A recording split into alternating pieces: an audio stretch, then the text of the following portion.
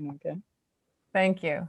I'm Sheila Shu. I'm the Director of Religious Education at First Unitarian Church of Rochester, which is one of our larger congregations.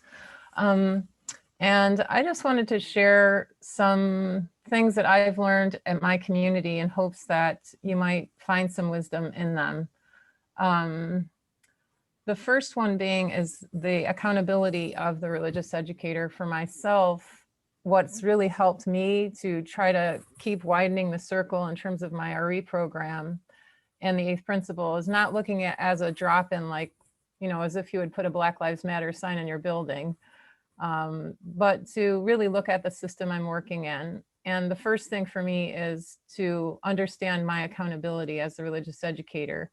And what's really helpful for me has been to see my accountability to the youngest person of color in my congregation, period, who in my case happens to be a Black Indigenous boy. But for me, it's been really helpful to help me to orient myself to my accountability there. So I'm just giving that as kind of my personal, as a role of the DRE, where does our accountability lie to make a community that will hold someone in fullness. And that's how I understand my accountability. The second thing is to listen and meet with Black, Indigenous people of color in your congregation, if you have any, and to be able to listen to what their needs are. That was another starting point for me, is simply just to listen. How can we help make this a place where you and your children feel loved, welcome, and cared for in your fullness? Another thing is not to throw spaghetti on the wall. So like not to just, oh, I'll throw this in and I'll throw that in, but to actually do a good assessment of programming. So where are we doing well? It's important to tell that story. Where are we falling short? And the UUA has started on that process of helping us with a tool, but there are other tools out there. So what is to assess your program and to look at where can we pull the eighth principle, the heart of the eighth principle in, not just explicitly listing it in the principles and how to teach them, but also how do we look at our system and make sure that it is kind of infused with the eighth principle at heart, not just in explicit language, for example. Multiple entry points. So are there places where kids and families can be held in your system? That would include things like a family group meetup. If you have multiple families that have different racial identities, can you get them together so that they can have that space together? Also, we have a Soul Matters for people of color that parents could go to. So like, are there opportunities for families of color to be able to fit into your system in ways that are meaningful for them? Another thing that I did was go to my board and really look at my position. Am I preparing my position and my role as a religious educator in the system that I'm in to be accountable? And if my board and the senior minister in my position description isn't holding me accountable, I should work at fixing that so that if something were to change about my position, that commitment to the eighth principle and to that diversity is still in my position and that equity. So that's just another kind of global issue. The things that have been helpful for me have also been, besides developing the explicit curriculum, also to look at that step-by-step kind of planning programmatically in the institution for my program. So not just curricular, but also how am I integrating music and worship? So bringing that lens to worship, to the curriculum, and to even social justice efforts that we're making.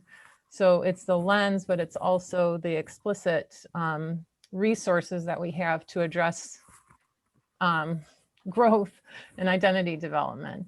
So for me, that can mean anything from, making sure that if I'm at the Black Kids Matter protest or event, that I bring that into worship, and that kids can see kids, and to be able to have that kind of facility in worship. Curricular, I'm tracking, like I've made the decision this year to make sure that Jubilee and Jubilee Junior High is integrated in the system as much as OWL is. So every year from 6th grade on, our youth will have lessons explicit on race and ethnicity development, a healthy identity development, and anti-racism. So where in your system is there ongoing kind of commitment to the work? And I don't know, is that my time, Paul? I think that's. No, you still have a few minutes. Oh, okay. Okay. That was 5. So yeah, so I think for me, that's been the biggest thing for me is having a structure that helps me to look at how are we doing as a community in terms of children, and I'm watching kind of my accountability to our youngest UUs in the system, because they're influenced by the global system. It's not just what we're teaching, it's also that entirety of the church teaching. What is the lesson there? And so for me, you know, like I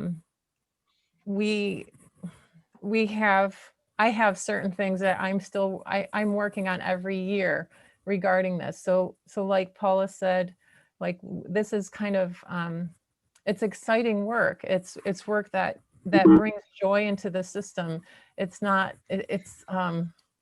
it feeds itself in terms of how it continues to open. So if I were to say, yes, I have a list of what the 8 principles are, it's very different than just going into your own system and looking at how you can both alter what you have and also add in stuff, but also it's relationally looking at how do we help community build around the 8th principle, around the heart of it. And for me, that has resulted in all kinds of things this year, even online. We have an Advocates for Youth social, like teaching and social advocacy group. We have a set of parents who with white identity who want to start a parents group around that. We still have our ongoing family group.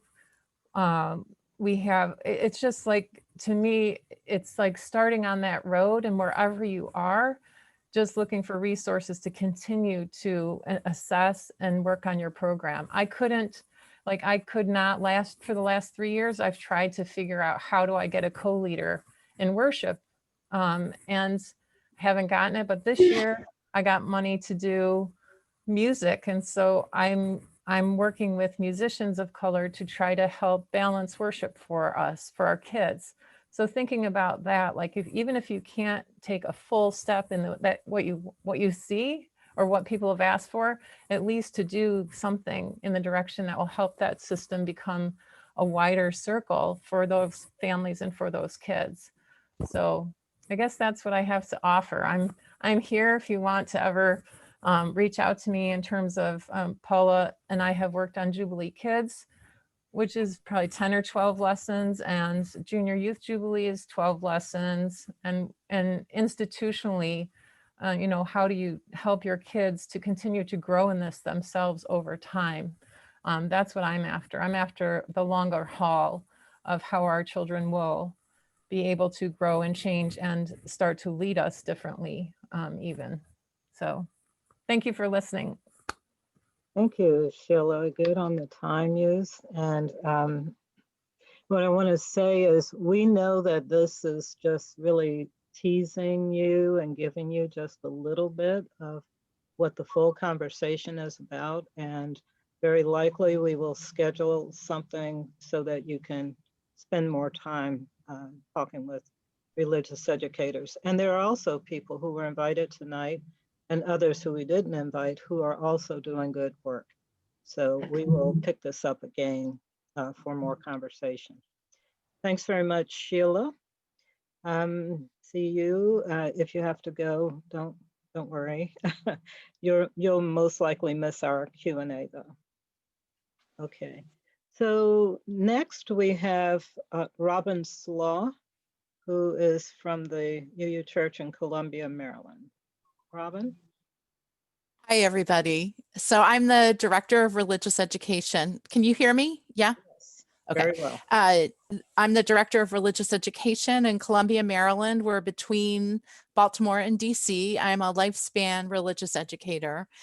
And Paula asked me to talk a little bit about what we've done in the last couple years, both as a way to get people ready to pass the eighth principle, and then also what we've done since then, since we've passed the version of the eighth principle, what I'm doing in religious education for both children and adults. So my big effort this year is not so much in classes. Our schools are 100% virtual right now, and parents have let me know they do not want more Zoom time for their children. So we are doing all family ministry this year, all the way up through 5th grade. And one of the big efforts that I'm doing with family ministry this year is we're a Soul Matters congregation, which means we have a monthly theme, and within each week of that month, 1 week is dedicated to internal work. How do I apply this theme to myself? 1 week is specifically on anti-racism and anti-oppression. 1 week is on our 7th principle, the interdependent web. And then 1 week is on how do we bring this message out into the larger community? And so really 2 of the 4 weeks have to do with the idea of building a beloved community. And the week that we do anti-racism and anti-oppression work, we're using books that are written by Black or Indigenous authors.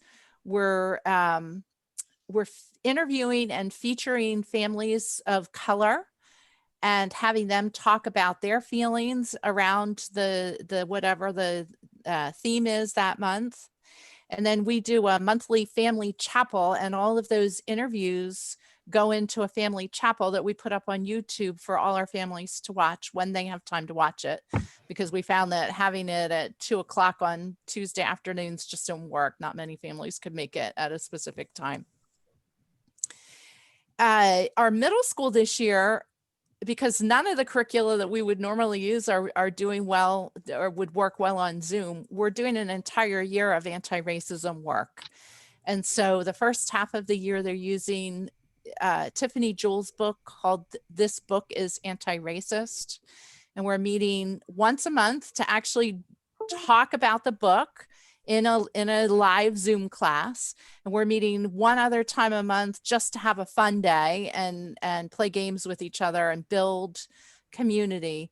And then the other 2 times I'm working off of an electronic bulletin board called Padlet, Padlet. It's an educational electronic bulletin board that accepts videos and graphics and GIFs, and you can write posts and you can comment on posts and you can like posts, but it's very visual. And it seems to be grabbing the attention of our middle schoolers enough. Now, we just started the beginning of October, so we'll see if we can maintain interest. But they seem to be at least willing to work on that on the in-between weeks. So we're starting with This Book is Anti-Racist. And then when we finish that book, we are going to the indigenous people's history of the United States, which actually our parents were very excited about. They want to make sure that our middle schoolers understand better what the true history of indigenous people are in this country and how we've treated them.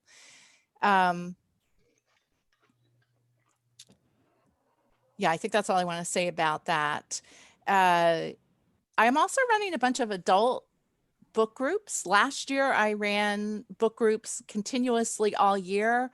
There was one older gentleman in the congregation who ran an old white men's anti-racism book group that was incredibly successful. He ran it twice over the year, but we found that most of the men in our congregation or the older white men in our congregation weren't signing up for book groups, but they were willing to sign up for his book group because they felt a little bit more comfortable. So that's a little hint, maybe. And I ran a bunch of book groups as well, and we went through a series of 3 different books. We used Waking Up White, White Fragility, and so oh, I should have written it down. What? Oh, somebody was talking. Somebody's not muted, I guess. So you want to talk about race, Ijoma Oluwa's book. We had good discussions in those book groups, and I used them with Waking Up White first, because at that time our congregation had not done a lot of work around racism and anti-racism. And we found that was an introduction that the people in my congregation could see themselves in. They recognized themselves in the stories that the author was telling about herself. And so that grabbed their interest enough to open up their minds and be willing to explore a little bit more. We had a lot of pushback in our congregation when we started doing the white supremacy teach-ins and started having more explicit anti-racist services, because people didn't like those terms. They didn't like the term white supremacist. They felt they were being called Klan people, and were really mortally offended by the terms that people were using. And so we had to build gradually. The second book we did was So You Want to Talk About Race. And they liked that book because they gave them a viewpoint of someone who is a Black person, and they were able to start understanding some of the experiences that the author had, and begin to understand what BIPOC people are facing in our country. And then we went on to White Fragility, and that seemed to help them understand why their initial reactions were negative to begin with, and to make the leap to being willing to open themselves up and go a little deeper, learn a little bit more. I'm going to go back to the chapels for a little bit, because I really want to emphasize that I work with some families of color all the time when I'm introducing new ideas, and I check in with them. The parents are teachers or librarians or other people who are used to working with children and used to working with literature. And I run my ideas by them to make sure that I am not in my whiteness making decisions that are going to be harmful. So we have a lot more children of color in our congregation than we do adults. And I want to make sure that I'm really keeping things safe for them, not making it challenging or difficult for them in any of the classes that we run or anything. So I have my own little support group that I gathered of parents, either parents of BIPOC children or parents who are themselves Black or Indigenous people. The last thing that I do is I am a member of what used to be our Black Lives Matter core team that has now renamed itself to Black Lives Activists of Columbia. And I make sure I go to their meetings every single month, because I want to know the decisions that they're making for our congregation and that they're making for our county and our town. And so that I can figure out how to weave the children into the actions that our social justice committees are working on. So that has become really important for me, for background information and making sure that we are working well within the congregation. And we also make sure that we have families of color and children of color in worship every single week. We feature somebody. And it's like Sheila said, right? It's normalizing. What we see around us becomes more normal. And so the more that we can feature families of color, the more normal it becomes, and the less of a surprise it is, especially for our children. So Sheila, that's what I prepared, and I'm happy to take questions too whenever you get to the question part. Hey, thank you so much, Robin. I've You're been welcome. looking forward to having that conversation with you, and we haven't had it yet, so great. All right, we'll come back to you after the others present so that you can help answer questions. If you will, can you drop the names of the books that you recommended in the chat? I will, yes. Okay. So Dolores Miller, hello, welcome to the 8th Principal Learning Community, and share with us what you all are doing at All Souls. You're on mute, Dolores. Hi, I'm Dolores Miller. I'm the Director of Religious Education for Children and Youth at the All Souls Church Unitarian in Washington, D.C. I wasn't exactly sure what I was supposed to have prepared for tonight. So a lot of what I have is very much like what we're doing, as opposed to maybe philosophy. All Souls, very diverse community. Of the many UU churches I have worked in my 27 or so years as a DRE, All Souls definitely is the most diverse community. I would say probably about 1/3 or a little more than 1/3 of the children who attend our program are children of color. So I think people might come at it already from a different place. So I'm going to talk a little bit about the 8th principle. The 8th principle was adopted at All Souls probably maybe 3 years ago. Paula would know. I feel like I've lost kind of 8 months out of a year, so it's hard to say how many years have gone by. One of the first things we did was ask members of the 8th Principal Task Force, the people who were instrumental in getting the 8th Principle adopted, to visit the various classes, just to talk about what the 8th Principle was about. And I think what I discovered through that at that time was that even though we teach the principles, I can guarantee you so often somebody will say to a kid about the principles and they'll be like, the principles? What do you mean? And then just like, we do talk about the principles. So I think I discovered when we started talking about the 8th principle was to talk about our principles. What does that mean? Why do we have them? What each of them do? And kind of breaking it down so they could see, oh, okay, here's what we're focusing on. Here's what's needed. We didn't have enough with these other 7. We needed something that would guide us more. Dolores, you went mute. Sorry. Oh, I don't know how that happened. That happened to our minister preaching on Sunday too. So I'm not sure where I was when I went mute. I wasn't touching anything, sorry. So I think, okay, so I was talking about the principles. So one of the things I created recently at the beginning of this past year was a lesson that actually went through the principles where they took the time to draw what that principle would look like. And they got through that, and then they totally focused on the 8th principle and what did that mean? And what would that look like if you were drawing it out? And a member of the 8th Principal Task Force took my ideas and her ideas, and she came in and she led these lessons with the children. And I have that. I have her report that I can send to anybody.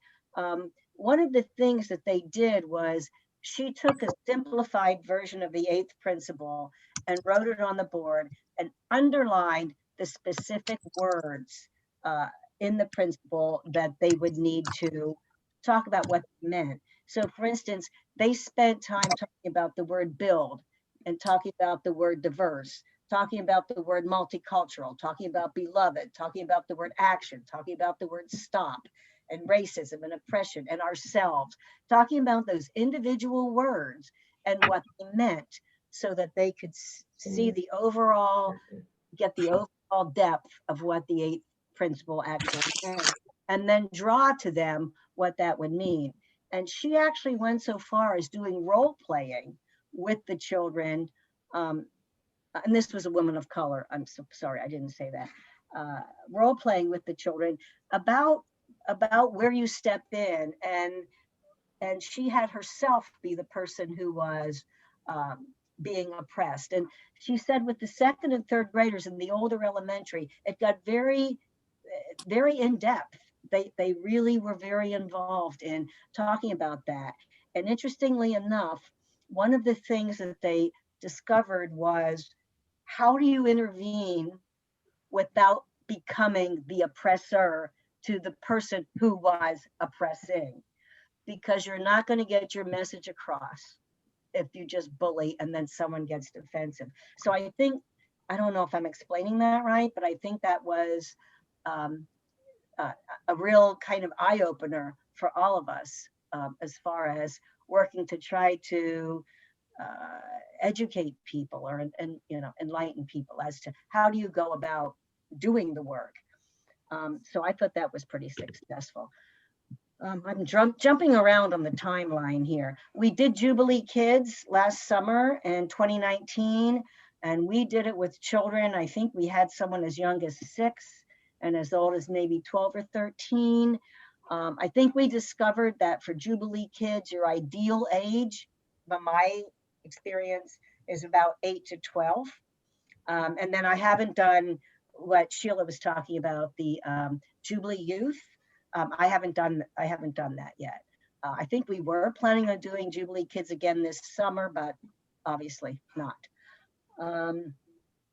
One of the other things, especially being in DC, with the monuments and things that we have, and all the Confederate statues coming down, and the discussion, one of the big things that came up here was the statue of the Emancipation Memorial, the statue of Lincoln and the freed slave kneeling down, and the controversy around that.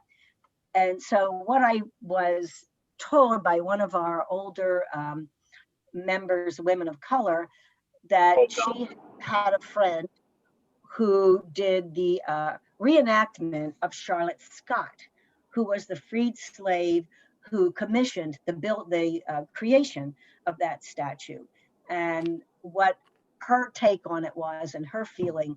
So I sought her out, and I did some research on the background and everything. And some of you may know it was a really big deal, and the police had to actually stay around the statue. They had to put a barrier around it because of this controversy around the statue. So she actually came. I first had a field trip for the kids to go down to the statue a week ago Saturday, and to see it and to talk about it, and to talk about the controversy and people's feelings. And then she came and visited our religious education classes. I'm talking about virtual Zooms when I talk about that. As Charlotte Scott. She was dressed in period costume. She talked about her life. She talked about her reason for wanting the statue. And then as people asked her questions, she did go out of character and clarify that she was out of character, and about the controversy about the statue. So it was really, I really felt like it was, it kind of brought home the reality of what are we talking about. And not every, you have to see things from different points of view sometimes to understand that not everybody wants this statue taken down. And anyway, I felt that was a big part of our education around our 8th principle work.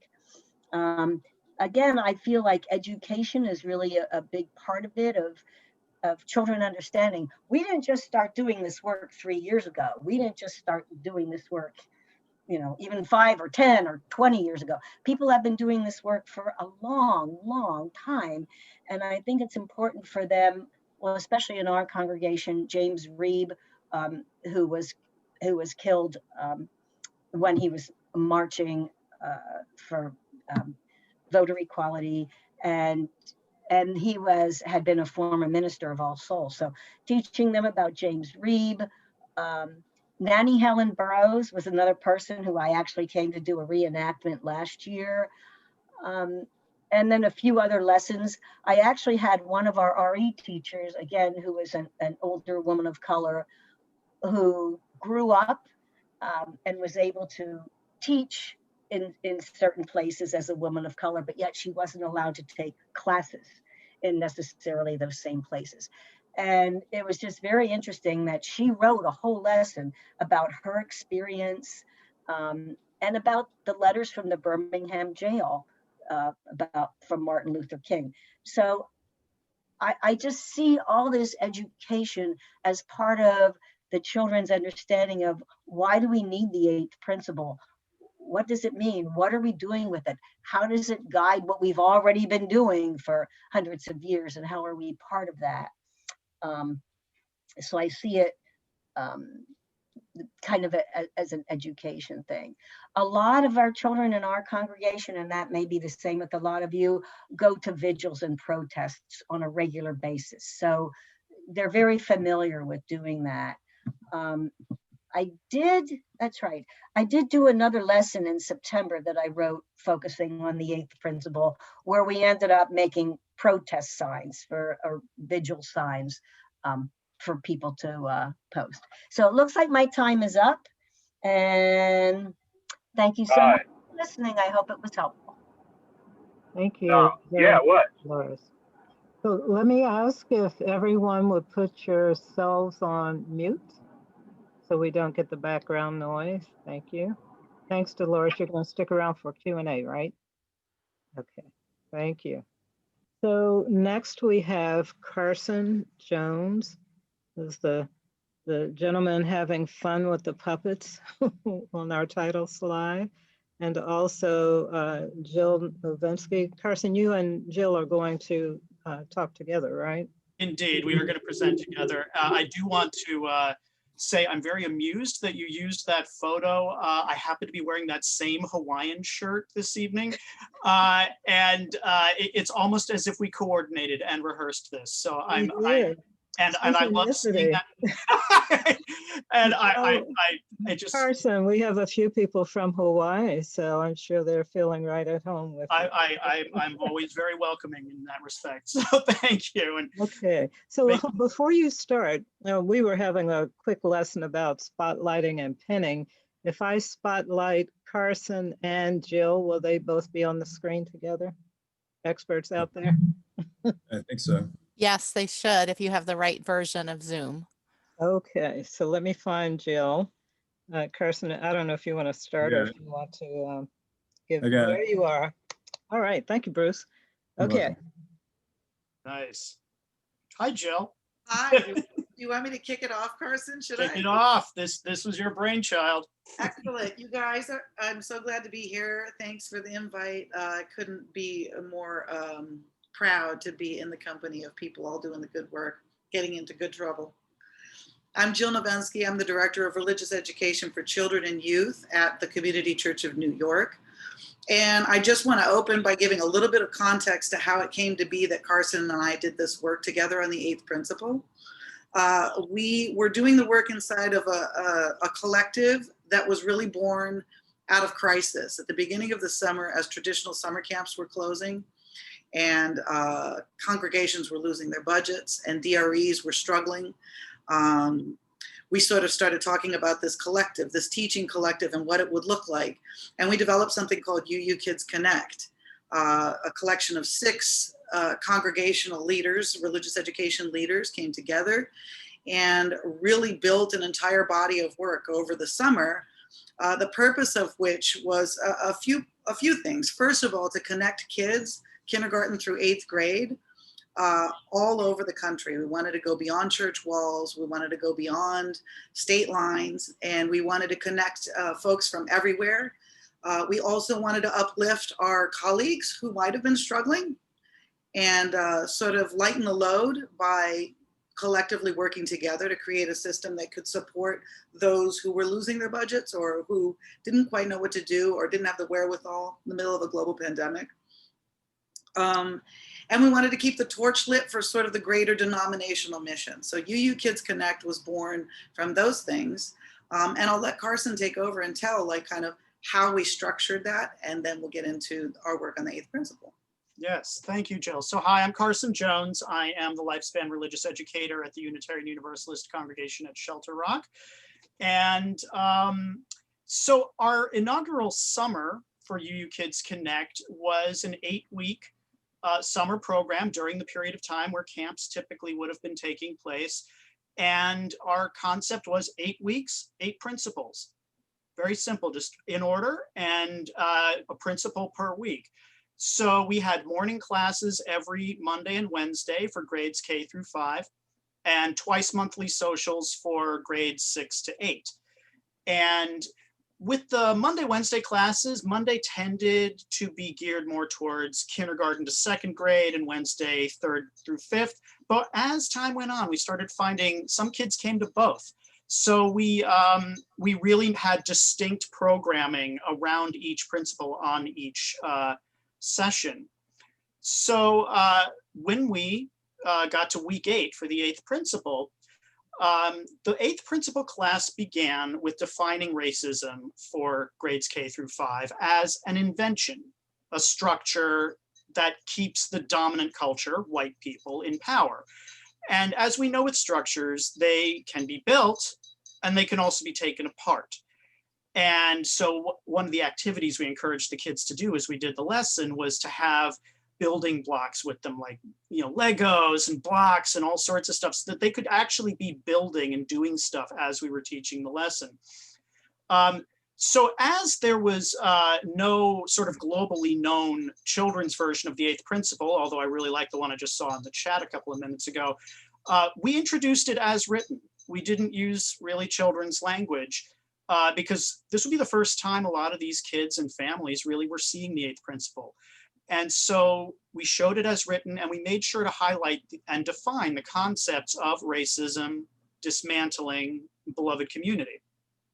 So all UU Kids Connect lessons have been designed starting with stories and built out from there with activities, songs, sharing circles, etc.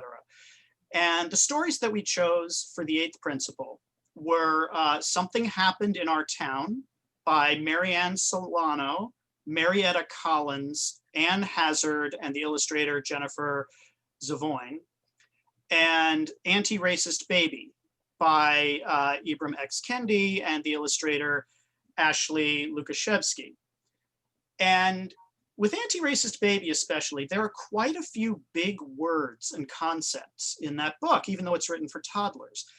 And so our activity, we decided to model the deconstruction and analysis of structures by reading the book straight through once, and then going back over it in fine detail to see what words kids knew, what they needed to find, and what the images said to them in particular.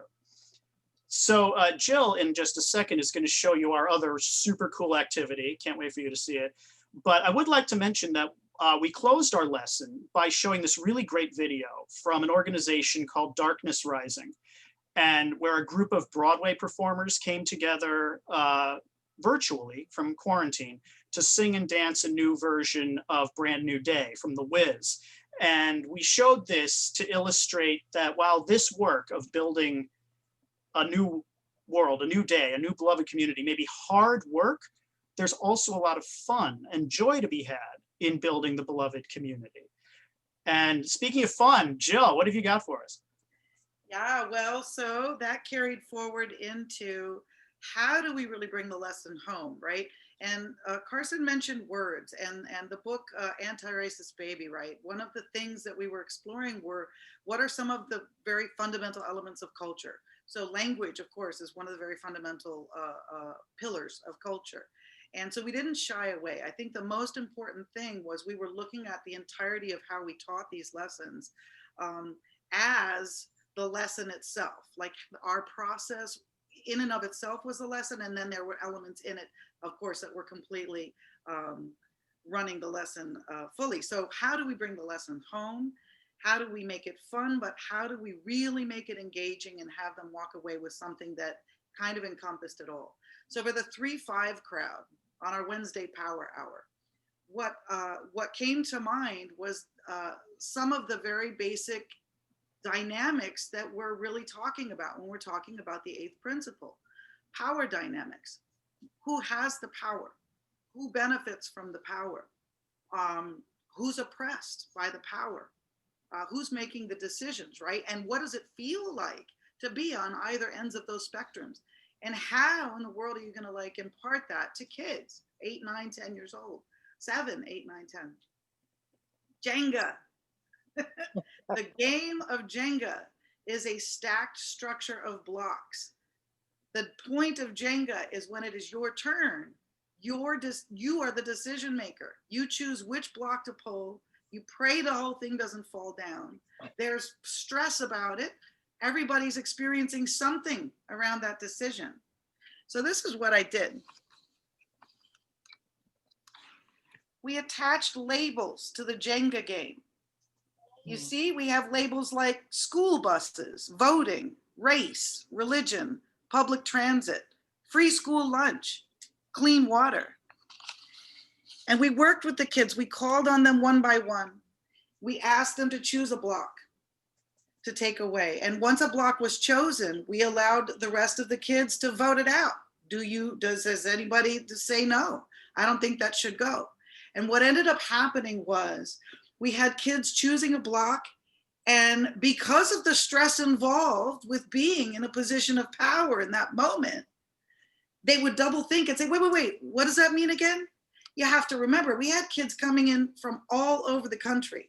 In total, UU Kids Connect drew kids from over, I think, 19 different states in the country. And at one point we had a kid tune in from British Columbia. So once they chose, a lot of times they wanted to double check before you pull it. What does that mean again? And we would repeat sort of the meaning, the concept of what that is, because some of them never rode a school bus. Some of them don't live where there's public transit. We really had to explain. Once we explained it, they would reverse the decision. They would talk collectively. They would make a different decision about that. And then we explored the possibility of what if we decided that this structure wasn't working equally for everyone? How brave do we need to be to just let it go?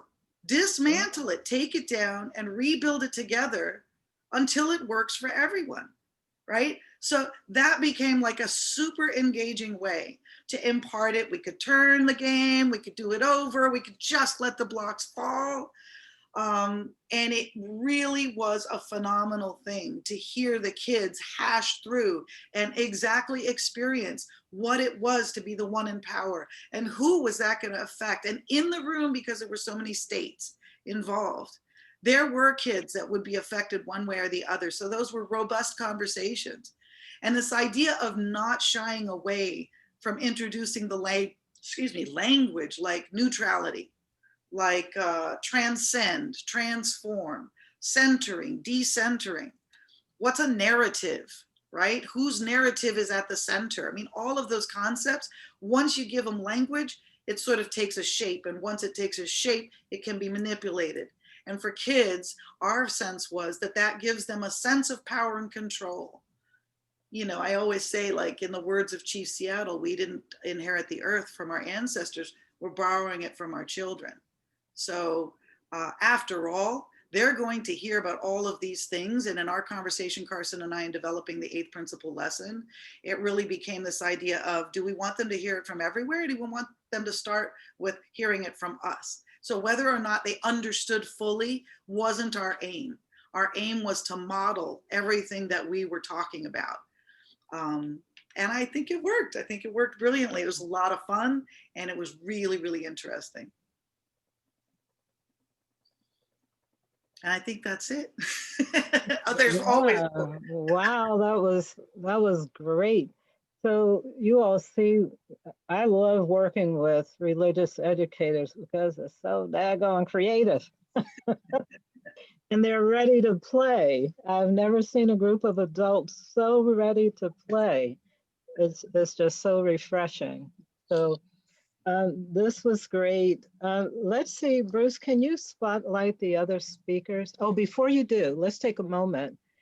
Let's go to gallery just for a second so that you can scroll through and just see the faces of some of the people who are here with us tonight. And then we'll come back in for questions, okay? So if you put your camera on gallery, and just kind of take a look and see who's here with you tonight. Yeah, you all can wave or however, because you know it's hard for us to connect when there's so many and we're so far apart. And when we use the screen to highlight people, we lose visual contact. So just take a look, see some of your friends, some people you might want to meet in the future. I wish I could give you a count of how many congregations are here. I don't know exactly, but there are a lot. I was trying to count the other night, and I know that there are more than 50 congregations that are in this conversation right now. It may be as many as 100. We have 30 congregations, about 30, that have adopted the principle. Others are lining it up for adoption this year. And our hope is that when we get to General Assembly in June, that perhaps there will be 100 congregations that will have adopted it. There was one question about whether or not the religious education programs that you heard about are in congregations that have adopted the 8th principle. And interestingly, 2 are and 3 are not. So the RE programs can do their thing, do what they need to do. And, you know, the congregation perhaps will catch up, right? In Sheila's church in Rochester, the RE program adopted the 8th principle formally. And so their congregation will get on board. They were in transition though. So Bruce, let's spotlight our speakers. I don't know if Sheila's still with us, but we have at least 4 people here. Sure. Right. And what I'd like for you to do is to put your questions in the chat. I think it'll be a little easier for us to manage that way tonight. We have Carson. Yeah, sorry, if they unmute themselves, that might help to find them quicker. Okay, so there's Dolores. We're also looking for Jill. I'm And here in the red shirt. Page 1 for me. Robin, you're in. And I'm here. Yep. Okay. Did you find Jill? You There's can look Jill. her up in the participant list. I got it. There she is. Okay. I think Sheila is gone, but let's double check just to make sure we're not leaving her out if she's still here. Yeah, I think she had to leave pretty Okay. soon after she spoke. Good. Thank you. So, are you putting your questions in? I'll start. Oh, okay. Let's see. I see a few questions. The question I was looking at is, can we ask questions at some point? Sure. About overcoming resistance in our congregations. I heard a mention of that. And Robin, I know you spoke to it. So for the 4 of you, have you experienced resistance in terms of the, I don't know if it's resistance to the 8th principle or resistance to anti-racism and the work that you're doing in RE? Yes? No? So I will say no resistance in RE, but we did have resistance in our congregation for passing the 8th principle. And to be perfectly honest, the spate of events that we had in the spring with George Floyd and some of the other police actions kind of wiped that out. I really, George Floyd and people watching that video, I think they finally understood. And it passed with a 98% vote at our annual meeting. Yeah. Okay, good. Thank you. And so Jenny Stillman asks, what seems to be the reasons for pushback to adopting the 8th principle for congregations? And I don't know if you all have like quick answers to that. That might be a more general conversation. Do you have any quick reflections on that though? I don't know, Carson or Jill, have your congregations passed it yet, or? Our congregation hasn't at Community Church, but I have to say Community Church has always stood kind of as a pillar with a long legacy of social justice history and a lot of diversity. Even when our congregation dwindled and was small, still the diversity was quite large. We're right there in the middle of Midtown. I don't get any resistance in RE. My RE is quite small. I'm building from the ground up, but our congregation is in a huge transition right now. We have a new minister, we have 3 new intern ministers, and we have a new assistant minister, Reverend Chris Long, which is going to make a big difference in many ways. So, but I expect resistance. And if anyone is going to ask me personally where I expect the resistance to come from, expect it to come from white guilt. White guilt is uncomfortable. You know, so those of us who are hashtag unrest get into it, and those who aren't, you know, you either are going to just do the work or you're not. That's as simple as that. And I expect that our congregation will move ahead as we show bravery and not shy away from uncomfortable conversations. Okay, thank you. So Marianne DeFabio asked whether or not DREs have to get permission from the board to teach the 8th principle. Nope. I can it's speak to unanimous. that. No, I do not. You know, I work with the Reverend Dr. Natalie Fenimore, who is our Minister of Lifespan Religious Education. And so I am accountable to her. I do need to ask her about what I want to put forth as a theme for RE. I do not need approval from the board. But, you know, as an RE team, we do decide what we do. And our theme for RE this year is justice. And we are just all in on justice. And it's actually really exciting because I find there's a lot of support about doing this. You know, when I talk to other, you know, to people all over the congregation, you know, Shelter Rock right now is currently having very serious talks about adopting the 8th principle. I see a lot of Shelter Rock people on here tonight. Good to see you all. Hello.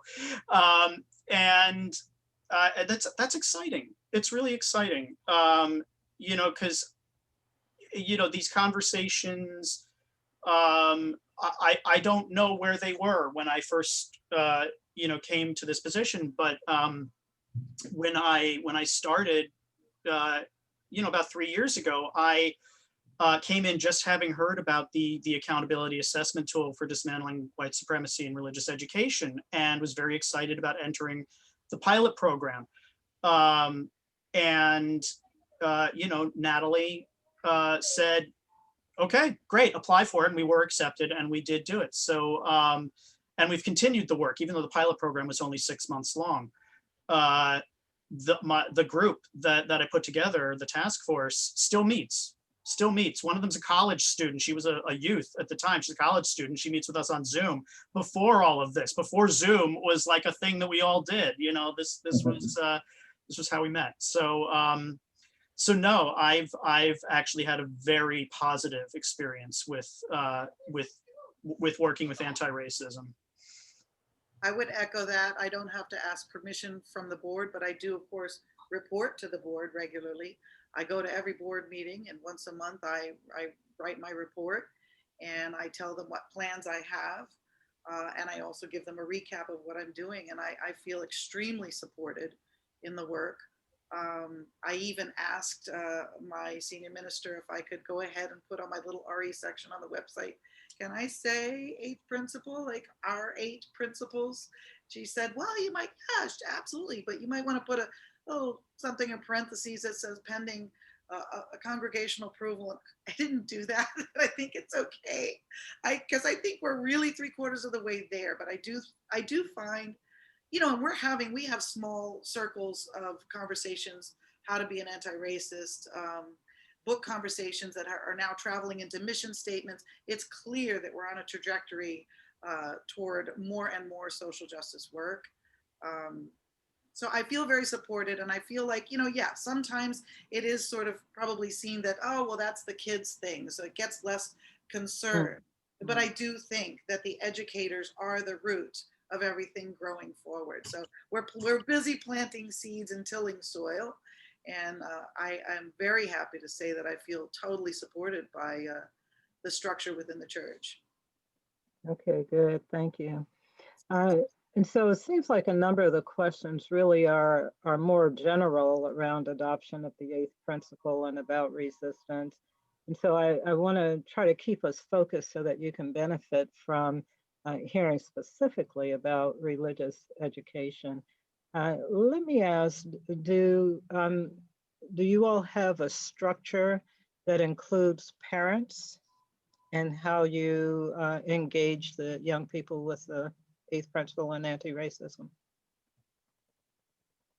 I have weekly parent circles. So, and in my weekly emails and communications to parents, I have very much a one-room schoolhouse going on at Community Church right now. So in fairness, it's a lot easier probably to contain my communications and have more one-on-one communications with parents. But I'm very open, very transparent about what I'm teaching, what language I'm introducing, and with the parent circles and anytime. I'm always making myself extremely available and open, intentionally letting everyone know that if there are any questions, if there are any concerns, please come to me. I'm ready. I stand behind what I plan to teach. So I stand ready to engage in conversation with any parent or any guardian who needs to understand what I'm doing a little bit better. And I also am very welcoming and open to their feedback and their contributions. I make myself a very open book, leave the door wide. Okay, very good. Sounds like a good policy or practice. I know Sheila Shu does as well. How about the rest of you? Are So your parents involved? this year, I'm only doing family ministry with 5th grade and below. We are not having live classes for any of our younger children because of the pandemic. So everything I'm providing is for families to talk to their children about anti-racism and to talk to their children about anti-oppression. So it's all family-based. Excellent. Good. Carson and Dolores? At this point, I would say that most of everything that I have done is children and youth based. I have had some families asking for things that parents and kids can do together, and I've started working on that. And I also am planning on offering a piece of the Parents as Resident Theologians class. And what I plan to do is have just a session just on parents as anti-racist, anti-oppression educators. But I also want to, when we get to the next question, Paula, that Carla asked, I also wanted to speak on that as kind of a tie-in with this question. Okay, good. We'll go to that one next. Carson, do you want to respond? Yeah, I could say we haven't gotten any parent-specific classes going yet, but I do want to. It's something I've always wanted to build since I started at Shelter Rock. However, currently the way our schedule is structured, children's worship is no longer at the same time as the main worship. It is later. And this started back in, basically when we all into quarantine back in March, and we continued that over the summer. And what I have found is more adults, some being, parents and caregivers, and some being just members of the community who really want to connect with families, have been coming to, I almost have to stop calling it children's worship, to be honest, because it's opened up so much, and with our heavily leaning into justice themes, it's reaching a very broad base of people. So I would say in that is to me family ministry, in terms of us all being a family. So yeah. Okay, good work. So Carla Miller asks, how do you prepare teachers for anti-racism work? So you all are the DREs, and you all also go through the certification process through the UUA, but your volunteers don't get the same access. How do you get them ready? Or in some cases, let me say, Dolores, in some cases, they probably are your teachers as well, or your coaches, but so show us.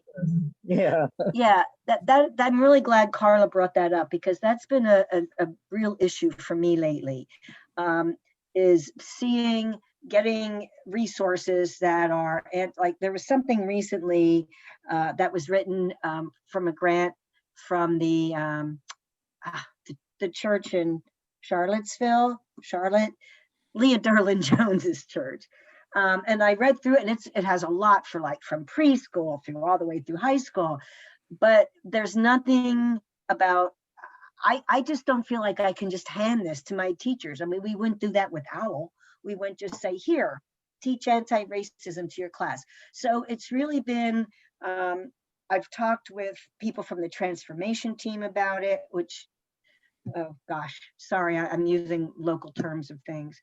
But people from, I've contacted the people who wrote it, because what I want to see is what kind of training can we give to the teachers who aren't people who are doing this work necessarily, who will feel comfortable leading these lessons. So my answer is, I'm waiting for an answer, and I'm waiting for something, a curriculum, a class, a workshop, an hour-long get-together that will help prepare teachers to take this and feel comfortable with answering the children's questions and all that. So if I'm up for hearing all about that myself. So I've been on it, and if I get any definitive answers, I will share. Thank you. Any others? Are you doing anything special to prepare your volunteers? I have a big smile on my face because I could not get teachers to teach anti-racism lessons. They didn't feel comfortable, so they would ask me to please come in and teach those lessons. And so that's what I've been doing, which is not a good sustainable solution, but that's what we're doing for now. Okay. Yeah, I would say what I've had the most success in promoting is, you know, I mean, that is definitely tough. I feel your pain there, Robin. You know, you say, oh, teach this anti-racist lesson, and everybody's be like, oh my God, what? I'm not qualified. But I truly believe that every curriculum that we work with has justice themes in it. And so I help the teachers basically have the tools to find those themes that are already in your curriculum or in the storybooks you're reading. You know, it's like you could pick up pretty much anything. You know, I could go into our preschool class and pull Horton Hears a Who off the bookshelf. And that was one of the stories we used this summer, and basically say, this is a social justice book. This is not just about a silly elephant running around with a clover in his trunk. And so a lot of the times it's already right there. It is really just trying to help our volunteers see things through a certain lens. And that's been super helpful and eye-opening. I completely concur with Carson, even though I only have a couple of volunteers at this moment. Even one of them who's been a volunteer, I've been teaching a community for over a decade before I became DRE in December, just before the lockdown. But one of my volunteers who's been with me over a decade was very concerned about some of the vocabulary that I was just gonna be putting forward to some of the kids this year, outside of You Kids Connect, just in community church Sunday learning. And you know, I approached it the same way, Carson. I sort of looked at it in with a wider lens and offered examples where it's everywhere. It isn't, I think it's just, I'm perceiving that it's a fear of how do I teach this thing? But that this thing is a thread in the fabric of who we are. It lives in us. So it's a matter of just kind of identifying it everywhere. And so taking old stories and going for Dr. Seuss, Starbelly Sneetches, those with dars upon dars, and who had the power and who was scamming all of them. You know what I mean? I mean, it just, you spin it for the adults so that they can kind of see that it is exactly the lens you're using. And that can help to reduce some of the anxiety around, you're not teaching a specific thing. As my predecessor, who was the DRE in my position and is now the director of adult ministries, Esther Rosado, would say, the 8th principle really lives in all of the previous 7. So to help the volunteers understand that by way of example can help to reduce some of the anxiety and expectation that they should somehow have some deep intellectual certification and how to, you know, adults probably need to have some conversations with each other about what lens to use. And there needs to be some self-reflection and hashing before going before the kids. But the kids are in a funny, totally different other space too. That's another thing that I like to talk to my volunteers about. I have a 28-year-old daughter and a 16-year-old son. And even in UU Kids Connect, we would do this greet your neighbor business where we would ask them, what's your favorite color? Every one of them said rainbow. Well, in my day, that was a cheat. That's a cheat. You can't, that's not one of the choices. The thing is, they're growing up learning about all kinds of things on spectrums, gender, sexuality, anything. They don't have to win. And we did it again with another Greet Your Neighbor. We asked them, what's your favorite music genre for the middle schoolers? That seemed like a totally right on question. And none of them had a favorite genre. I don't really have a favorite. Wow, that was that was like proof that some of the work that we've done so far has certainly paid off. They have this brilliant sense of privilege that they don't have to choose. You know what I mean? So as adults, we need to reckon with our own generational identity and learning and sort of, meet the kids where they're at. That's kind of how I coach those who are going to be helping me in a classroom. Yeah, Jill, that's a good point because our kids are already there. Mm-hmm. We're the ones who have to catch up. And when I talked with a group of people yesterday, I said that, the congregations need to update. The eighth principle is already their reality. They understand it intrinsically.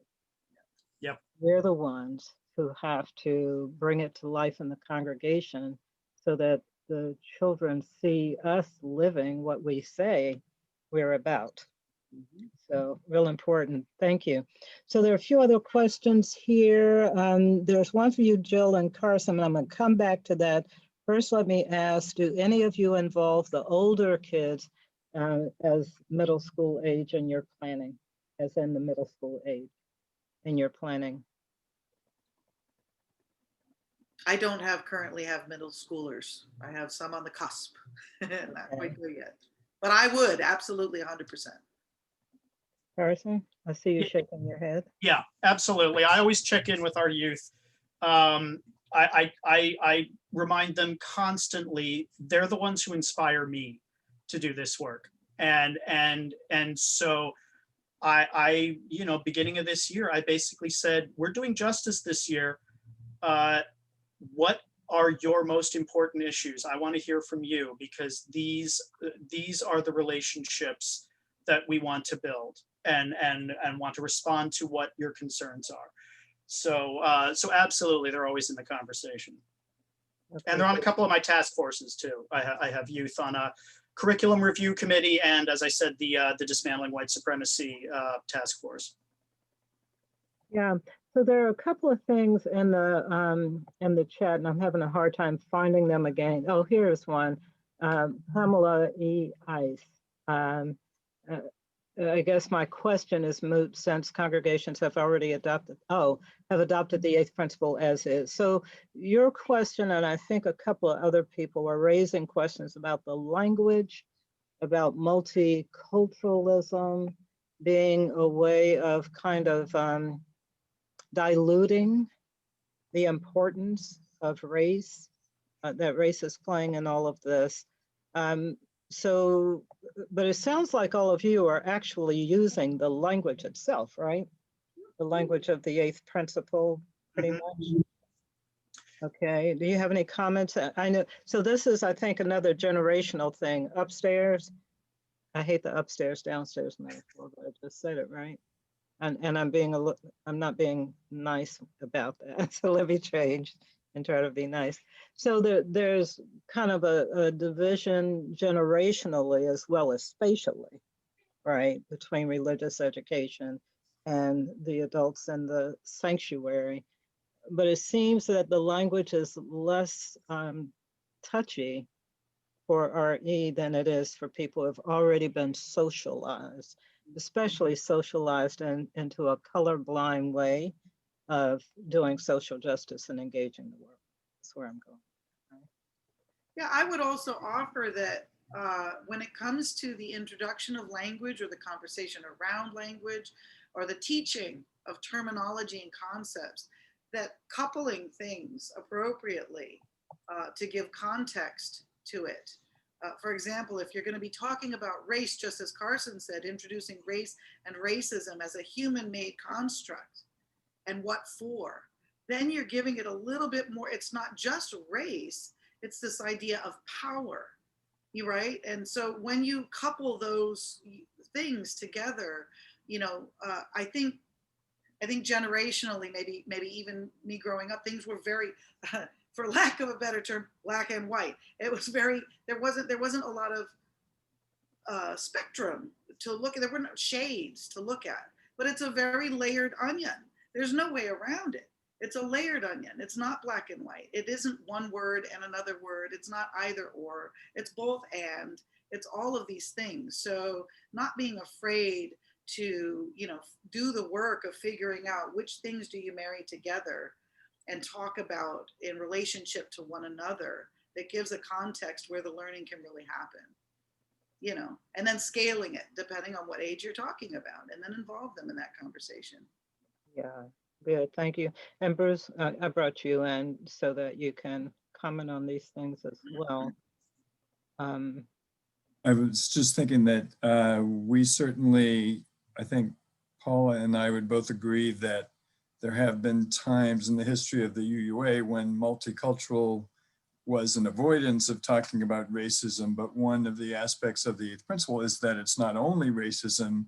We've highlighted racism, but there's also other oppressions, and that is a way of being of incorporating, whether it's trans or other kinds of ability and other kinds of things that multiculturalism can represent as well. So I think that is that's where we were coming from, to having a positive way to say what we're trying to work towards, in addition to beloved community, as well as a negative, what we're trying to get rid of. Yeah. I just wanted to comment on that. Thank you, Bruce, for bringing that up, because I think that was one of the other things about the eighth principle, is that it does talk about other oppressions. And in our congregation, for instance, right off the top of my head, I can think of 3 young people, one of them as young as 12, who is transitioning. And one of them is actually a young person of color. And it's also a person who attended the Jubilee Kids. So I think that what I really liked about when the person from our eighth principle task force who came into the classes to talk to the kids, I liked the way she actually talk about words, took each word out and talked to the children about what that word means when they hear a word like build and multicultural and oppression. And I think that for the children to take those words individually is a really good exercise. And then to put it all together and say, okay, this is how we define these individual words. What does the big picture look like? Yeah, that's an excellent exercise. And let me ask this next question, and it sounds related to that. How does a religious educator teach or inform a class of 8-year-olds about the eighth principle concepts of accountability and what it means to dismantle something that they can't see or touch? Well, our kids are so justice oriented anyway. I mean, they get it. They've been raised in the faith, or even if they're newcomers to the faith, they're still learning a little, at least a teeny little bit about it at school. So if they don't actually understand what the word is, we can explain what the word is and use examples in what the word means, and teach through stories. But they get it. They don't have the hangups that adults do. Adults are the ones that are fragile, and they hear these words and they get all upset and they say, no, that's not us. But our kids, they're just there. They're ready to receive all this information, and they really think about how to make it applicable to their lives, to their schools, to their communities. And they get it. They just get it. It's not hard with the kids at all. Maybe just the vocabulary. Yeah, what it sounds like is that you need the adults, whether they're the volunteers or the religious professionals, who are comfortable enough to introduce it to the children. So that may be a place where some work needs to be done as well. Carson, how about you? Yeah, well, I mean, that's really one of the ways we came up with the Jenga concept, is that, you can't hold an object that represents, public transit, unless you're holding like a toy train or something like that. But but when you're looking at a block and it says poverty on there, this was one of my favorite moments from the lesson that Jill and I taught. First of all, we had to define the word, because some of the kids, that was a difficult word for them, and it said poverty. The minute we said what poverty means, they were all in agreement that that block had to go. And so there you could see it, you could touch it. There goes Jill. She's like edging it out, building the suspense. When that block came out and society did not fall, that was just the moment. It was amazing. So yeah, it was incredible. So yeah, when you can turn these concepts into something you can see and touch, I mean, that really it's a home run right there. And I would offer to add on to that, if you don't mind, that 8-year-olds, a group of 8-year-olds, there is no chance that they don't see that. For me, let me make it an I state. For me personally, as a religious educator, it is my job to think about the scenarios that 8-year-olds encounter in their daily life. And so when I think about that, I think about bullying on a playground.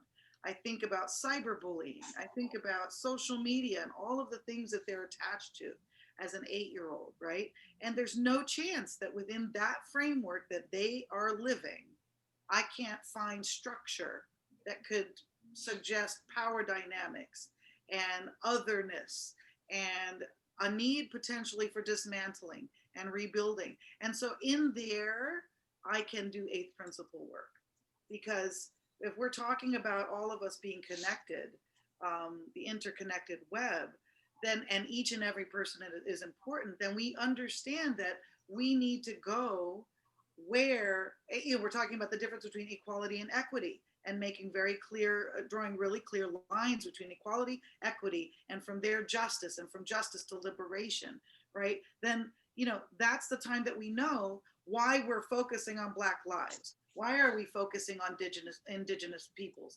White folks don't need to feel too uncomfortable about that. We need to just, if we're in the work, we need to recognize, and I would be telling kids, this is where the need is here. This is where the most oppression is occurring. This is where the most lifting needs to happen. So we need to get up under there and we need to do that work. A group of 8-year-olds get it. I agree, Robin, 1,000%. They're just so much more there than we like to give them credit for. It's really nice if we can deconstruct whatever's going on with ourselves to get ourselves to where they're at. Well, there is their starting point. They're starting where where we imagine we're taking them. They're already there. I agree with you. The point for the adults around is to nurture it, to cultivate it. And you all sound like you're doing a great job. So we are getting close to the end of time. There are a few other questions. Let me invite you all to, there are a lot of comments and message. Let me invite you all to everyone online to, if you want to drop like a note of appreciation, let's have like a real-time thank you for our guests. So if you want to just kind of drop a note there and let them know how much you appreciate the work that they're doing. We're inspired. I think I probably speak for many people that we're inspired by, the creativity that you bring and the depth and the awareness. And Jenga, that was one of my favorite games. So I just love. Other people are loving that too. So thank you all, and thanks to everyone who has taken the time this evening to make this really a substantial conversation. Bruce, you want to have some comments before we sign off? I had some closing words. You want me to just do them? I didn't have anything else that came to me at this point, but. Yeah, let me say a couple of things before you do.